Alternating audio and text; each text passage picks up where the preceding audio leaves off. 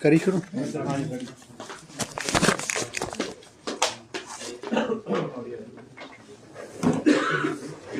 ये किसका है?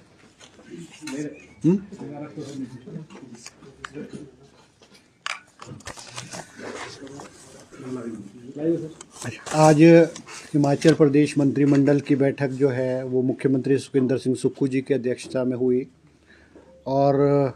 कोई 55 के करीब एजेंडा से, और ये जो बैठक है लगभग 5 घंटे के करीब जो है चली और विस्तृत रूप से बहुत सारे पहलुओं पे विचार विमर्श किया गया। सबसे अहम जो मुद्दा रहा है, क्योंकि हिमाचल प्रदेश बरसात के मौसम में इस बार भी बहुत भारी आपदा आई है और हिमाचल प्रदेश को लगभग 5,000 करोड़ रुपए का नुकसान हुआ है। आज कैबिनेट ने विस्तृत रूप से डिटेल जो है फीडबैक लिया है कि जो राहत पैकेज हमारी सरकार और मुख्यमंत्री द्वारा घोषित किया गया था उसमें क्या प्रोग्रेस हुई है, सड़कों की बहाली है, लोगों को जो प्राइवेट प्रॉपर्टी है, पब्लिक प्रॉपर्टी है, उसके नुकसान के बारे में विस्तृत रूप से चर्चा की गई है। क्योंकि आप जानते हैं कि हमारे माननीय प्रधानमंत्री श्री नरेंद्र मोदी जी हिमाचल प्रदेश आए थे और उन्होंने 1500 करोड़ रुपए हिमाचल प्रदेश को देने की घोषणा की थी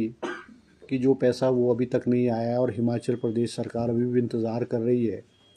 मगर वो पैसा कब आएगा उसको ना देखते हुए सरकार ने फैसला किया है कि जो हमारे रिलीफ पैकेज है, स्पेशल रिलीफ पैकेज है,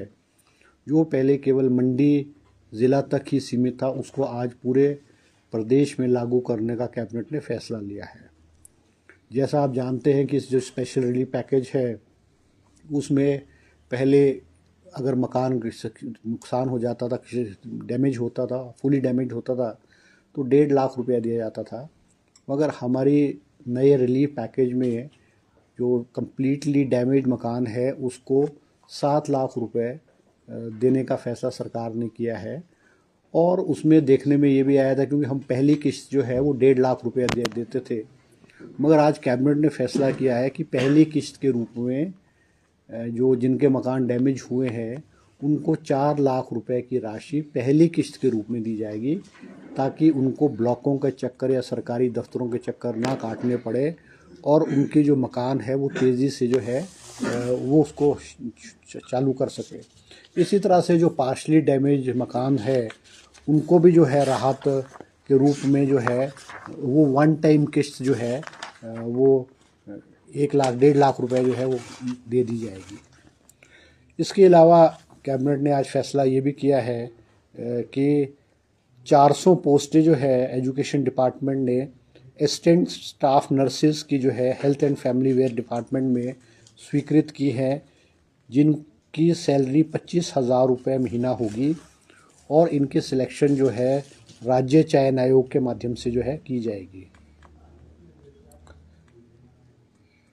आज कैबिनेट ने एक और फैसला किया है कि हमारे जो राजीव गांधी स्वावलंबन योजना है, नव रोज़गार योजना है, उसके तहत 1000 इलेक्ट्रिकल गाड़ियाँ जो है 40% सब्सिडी पे जो है हिमाचल प्रदेश के जो बेरोज़गार नौजवान है उनको दी जाएगी। इसके अलावा हमारे जो है सोलर पावर के प्रोजेक्ट्स को और आगे बढ़ाने के लिए आज सरकार ने एक स्कीम चालू की है, जिसमें 100 किलोवाट से 2 मेगावाट ट्राइबल एरियाज़ में, और उनकी जो सब्सिडी है वो जो उनका इंटरेस्ट है, जो प्रोजेक्ट लगेगा उसका इंटरेस्ट है, वो लगाने वाले व्यक्ति को सिर्फ 3% लगेगा और नॉन ट्राइबल एरियाज़ में जो है वो 4% लगेगा और जो बाकी का जो इंटरेस्ट होगा वो सरकार जो है वो पे करेगी। इसमें कुछ अमेंडमेंट की गई है कि पहले जो है अब ये किया गया है 100 किलोवाट से लेकर के 2 मेगावाट तक जो है हमारे ट्राइबल एरियाज़ या नॉन ट्राइबल एरियाज़ में हमारे जो भी लोग हैं, नौजवान, विशेष करके नौजवान जो बेरोज़गार है, वो इसको लगा सकते हैं। इसके अलावा सब तहसील जो सुलह है इसको अपग्रेड करके जो है तहसील बनाने की जो है आज कैबिनेट ने जो है घोषणा की है। इसके अलावा हमारे जो एसपीओज हैं, स्पेशल पुलिस ऑफिसर्स, विशेष करके जो हमारे चंबा ज़िले में लगे हुए हैं, जो कि मुख्यमंत्री द्वारा जो है बजट में घोषणा की गई थी कि इनकी जो है सैलरी बढ़ाई जाए, उनकी से जो कि लगभग 510 के करीब जो है लगे हुए हैं, इनकी सैलरी जो है 300 रुपये महीना जो है वो बढ़ाने की जो है कैबिनेट ने आज स्वीकृति प्रदान की है। हमारे जो वाइल्ड फ्लावर हॉल की प्रॉपर्टी है, जो आप जानते हैं कि अब्राइज के पास थी और बहुत सस्ते दाम पे दी गई थी और बहुत लंबे अरसे से कोर्ट में लिटिगेशन चला हुआ था। हमारे सरकार और मुख्यमंत्री के हस्तक्षेप के बाद जो है वाइल्ड फ्लावर की जो प्रॉपर्टी है वो हाई कोर्ट ने हमारी हिमाचल सरकार के फेवर में डिसीज़न दिया है और सरकार ने उस प्रॉपर्टी को टेक ओवर भी किया है, मगर इस होटल को फ़िलहाल चलाने के लिए इसको अब्राइज ग्रुप को ही दिया गया है। इस प्रॉपर्टी से लगभग अभी पीछे हमको 400 करोड़ रुपए जो पिछला एरियर्स था 425 करोड़ रुपीज़ हिमाचल गवर्नमेंट को मिले हैं, जो कि पिछले 25-30 साल से एक नया पैसा भी हिमाचल प्रदेश को नहीं मिलता है। इस प्रॉपर्टी से, इस होटल से, क्योंकि ये 7 स्टार होटल है और ये इंटरनेशनल लेवल की प्रॉपर्टी है और सरकार ये चाहती है कि इस प्रॉपर्टी को कोई इंटरनेशनल लेवल की कंपनी या कोई बहुत बड़े जो होटल और चेन्स और होटल वाले हैं वो ले। उसको देखते हुए इसका सरकार ने फैसला किया है कि ग्लोबल टेंडर किया जाएगा और कुछ शर्तें रखी हैं कि इन कंपनीज़ का जो टर्नओवर है वो इतना होना चाहिए और जो भी है टर्म्स एंड कंडीशन वो किया है और ग्लोबल टेंडर का फैसला किया गया है। और ये जो ग्लोबल टेंडर जो करेगा वो हमारे जो गवर्नमेंट ऑफ इंडिया की कंपनी है MSTC, वो इस टेंडर को जो है करेगी। इसके अलावा हमारे जो स्पोर्ट्स में है, जैसे हमारे स्पोर्ट्स जो पर्सनैलिटीज़ है, स्पोर्ट्समैन है, उनको 3% स्पोर्ट्स कोटे के रूप में सरकारी नौकरी में जो है वो नौकरियां प्रदान की जाती हैं।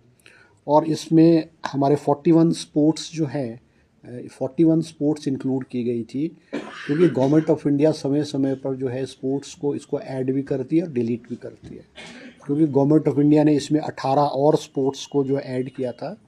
उसके मुताबिक आज हिमाचल सरकार ने भी वो जो 18 पोस्ट है, 18 स्पोर्ट्स हैं, उनको भी जो स्पोर्ट्स की सूची है, गेम्स की सूची है, उसमें ऐड करने का फ़ैसला किया है। और मुख्यमंत्री जी ने भी कहा है, क्योंकि जो हमारे जो स्पोर्ट्स कोटे के हमारे नौजवान हैं, हमारे बच्चे हैं जिन्होंने नेशनल लेवल पे, इंटरनेशनल लेवल पे हिमाचल प्रदेश को रिप्रेजेंट किया है और गोल्ड मेडल्स और सिल्वर मेडल, ब्रॉन्ज मेडल हासिल किया है, उनको नौकरी देने के लिए मुख्यमंत्री जी ने आज अलग चीफ सेक्रेटरी को, अलग डिपार्टमेंट्स को कहा है कि स्पोर्ट्स कोटे की जो पेंडेंसी है नौकरी की, वो सारे के सारे प्रपोजल प्रोसेस करके कैबिनेट में लाए जाएं, ताकि हमारे जो नौजवान है, बेरोजगार नौजवान है, उनको जो है नौकरियां जो है मिल सके। इसी तरह से ज़िला हमीरपुर की तहसील नदौन में सेरा तथा भूपल में नए कानगो सर्कल खोलने का भी जो है कैबिनेट ने फैसला किया गया है।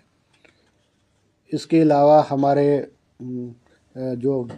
तहसील गलोड़ में जो है हमारे सर्कल्स हैं, कानगो सर्कल्स हैं, गलोड़ 1 और गलोड़ 2, इनको रीऑर्गेनाइज करके वहाँ पर एक तीसरा कानगो सर्कल करसाई को भी खोलने का कैबिनेट ने फैसला किया गया है। इसी तरह से हमारे जो Kinnaur district cooperative and marketing consumer federation limited Tapri का है, उनके पास कंस्ट्रक्शन ऑफ ग्राउंड के लिए जो है लीज़ जो है वो देने का फ़ैसला किया गया है और जो लीज़ का अमाउंट है वो भी एक बहुत नॉमिनल लेवल पे जो है रखा गया है। इसके अलावा गवर्नमेंट ने जो है एक और बड़ा अहम फ़ैसला किया है, क्योंकि हिमाचल प्रदेश में टूरिज़्म के बहुत बड़े पोटेंशियल हैं और हम ये देखते हैं कि हमारे जो टूरिज़्म के प्रोजेक्ट्स हैं उनमें अननेसेसरी डिले होता था। मुख्यमंत्री जी ने फैसला किया है कि हिमाचल प्रदेश में टूरिज़्म इन्वेस्टमेंट प्रमोशन काउंसिल जो है वो under the department of tourism and civil aviation को खोला जाएगा, जिसके अध्यक्ष मुख्यमंत्री जी होंगे। और जो भी है tourism investment promotion council under the department of tourism and civil aviation. क्योंकि जो हमारे टूरिज्म के प्रोजेक्ट्स हैं वो डिले, अननेसेसरी डिले होते हैं, मतलब ड्यू टू वेरियस बॉटलनेक्स या ड्यू टू वेरियस फॉर्मेलिटीज़। उसमें मुख्यमंत्री जी इसकी अध्यक्षता करेंगे और 50 करोड़ रुपए से ज़्यादा के जो भी प्रोजेक्ट होंगे वो इस काउंसिल में अप्रूव होंगे। और रूल्स भी इसमें फ्रेम किए गए हैं, क्योंकि जो भी डिपार्टमेंट कंसर्न्स के एनओसीज लगेंगे, चाहे वो टीसीपी का है, प्लानिंग का है, या पॉल्यूशन का है, या और डिपार्टमेंट्स के होंगे, विद इन 14 डेज़ जो है इन डिपार्टमेंट्स को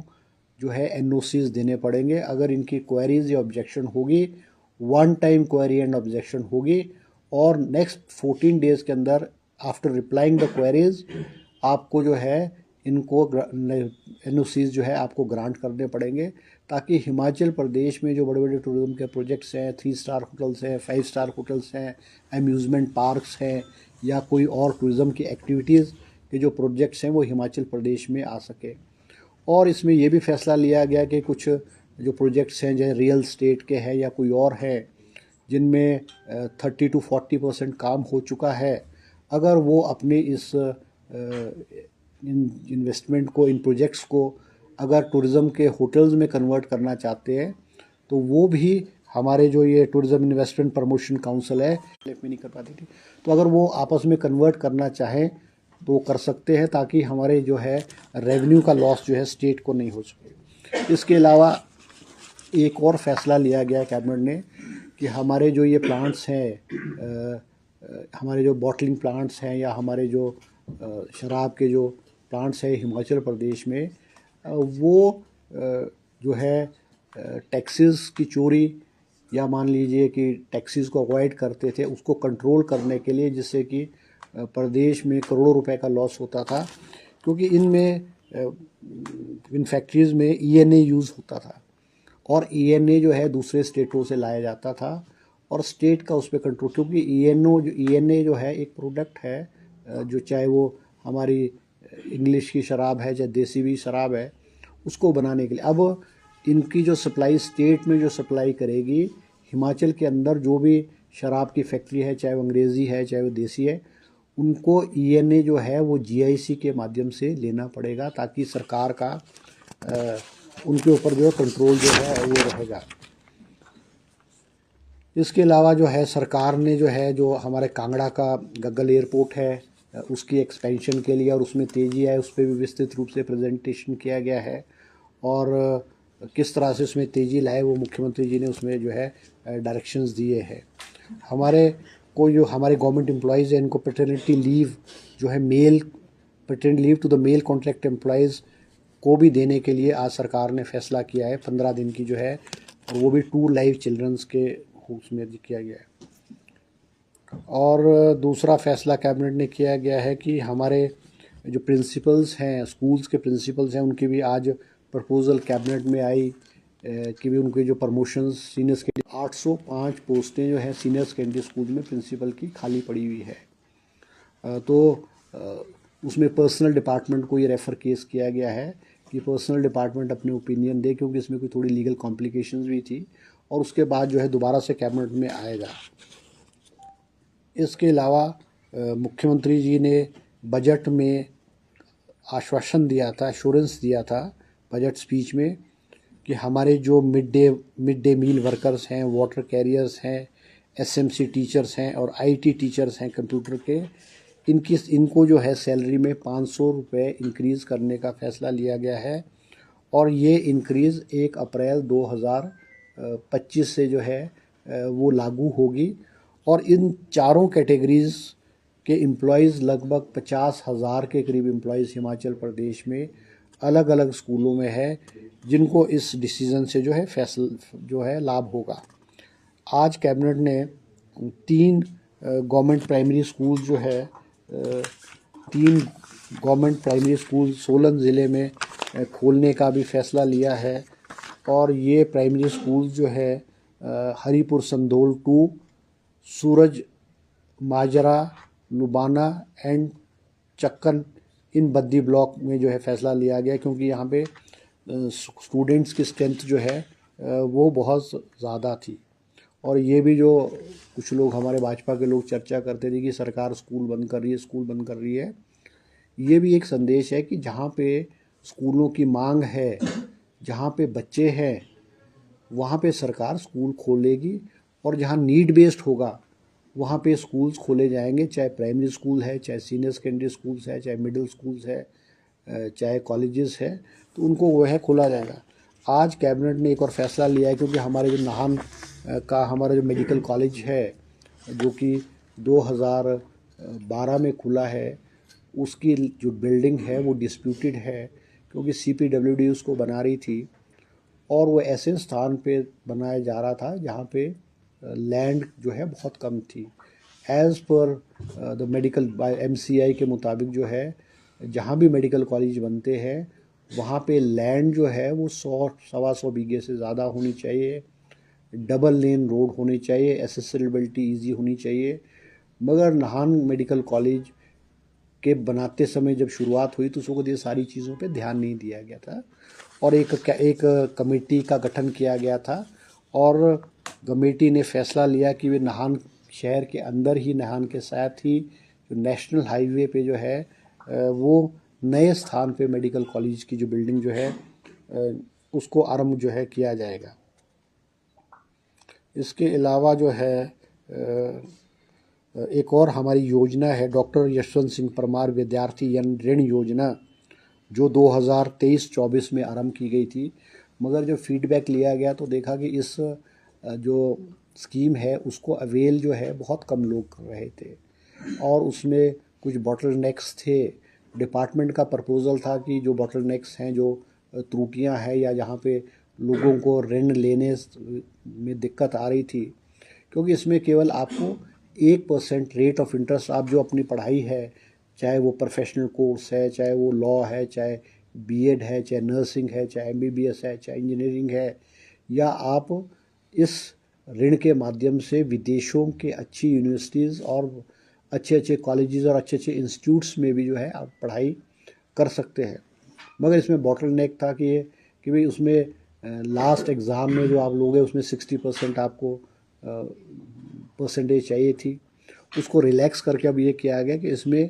प्रोफेशनल कोर्सेज़ में जो आपका लास्ट एग्ज़ाम है उसकी परसेंटेज नहीं देखी जाएगी, और आप उस लोन को जो है अवेल कर सकते हैं। दूसरी प्रॉब्लम इसमें ये भी आ रही थी कि जो इनकम का क्राइटेरिया था, इसमें कहा था कि भाई उन लोगों को जिनकी एनुअल इनकम 4 लाख रुपए से कम है वही लोग इसको अवेल कर सकते हैं। आज कैबिनेट ने जो है इसकी इनकम को जो है वो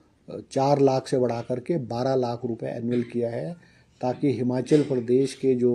लोग हैं, चाहे हमारे ग्रामीण क्षेत्र के लोग हैं या हमारे क्लास 3 और क्लास 4 जो एम्प्लॉइज़ हैं,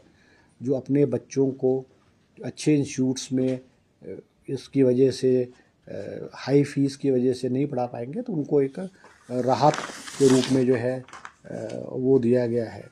इसके अलावा कैबिनेट ने एक और फैसला किया है कि जो हमारे जूनियर ऑफिसर असिस्टेंट हैं आईटी के, इनकी कैबिनेट ने 300 पोस्टें जो हैं वो क्रिएट की गई हैं, और ये जो है directorate of recruitment, administrative control directorate of recruitment का रहेगा, और इनको जो है जॉब ट्रेनी के रूप में जो है लगाया जाएगा। इसके अलावा जो है हमारे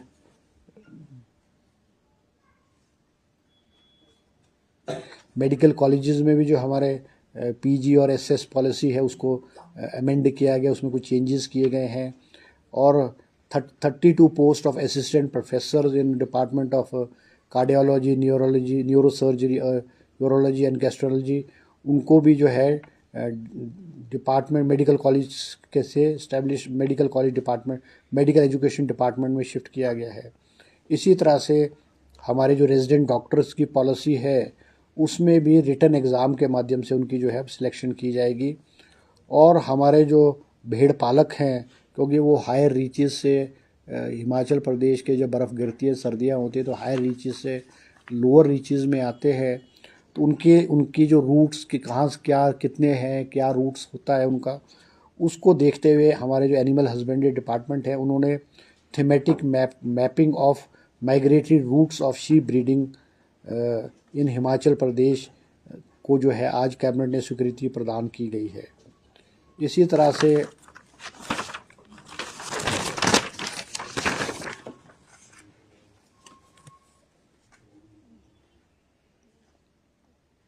से एक हमारे पोस्ट जो है एससी की पोस्ट जो है रूरल डिपार्टमेंट में जो है वो आज क्रिएट की गई है।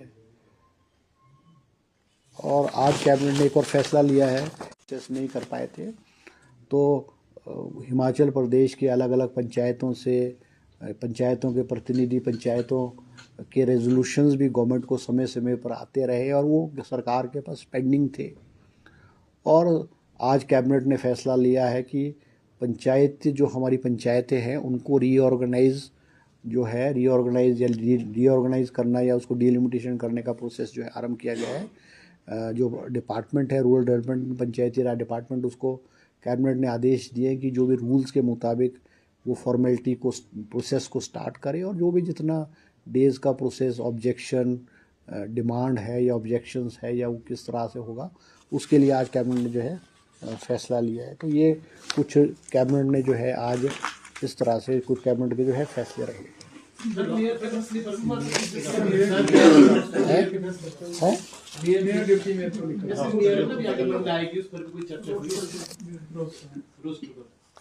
नहीं, रोस्टर वाला तो नहीं है, रोस्टर वाला ऐसा तो कुछ नहीं है। वो तो साल के बाद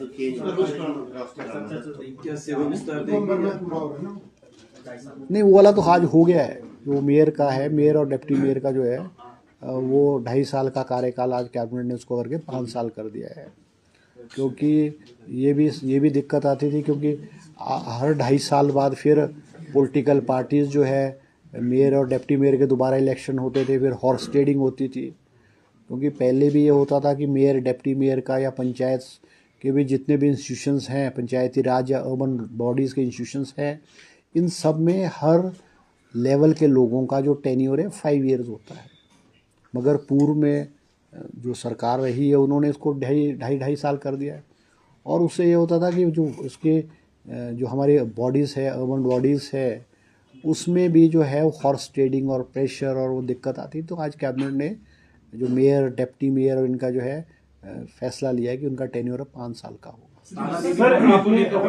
आपने इस फैसले में हॉर्स ट्रेडिंग का जिक्र किया है। अगर हम देश के पैटर्न को देखें, कई जगह 1 साल का कार्यकाल है, ज्यादातर 2.5 वर्ष का है। आपको नहीं लगता जहां महिला आरक्षण है वहां भी सीट दब रही है या जहां जातीय नहीं, तो महिला आरक्षण देखो, महिला आरक्षण तो देखो ऐसा है कि महिला आरक्षण है या एससी का है, वो तो हर उसके अकॉर्डिंग टू द रूल्स हर उसमें होता है। वो ऐसा थोड़ी है कि वो नहीं होगा। अब हमारी म्यूनसिपल कॉरपोरेशन तो 5-6 म्यूनसिपल कॉरपोरेशन है, तो जो रिजर्वेशन का रोस्टर है वो तो पूरे स्टेट में जैसा लगेगा। कोई एमसी का मेयर एससी में होगा, कोई महिला में होगा, कोई जनरल में होगा। वो तो जो पैटर्न होगा वो तो पूरे स्टेट के लिए एप्लीकेबल हर जगह के लिए होगा ना। वो आपको ये नहीं लगता जिसको 2.5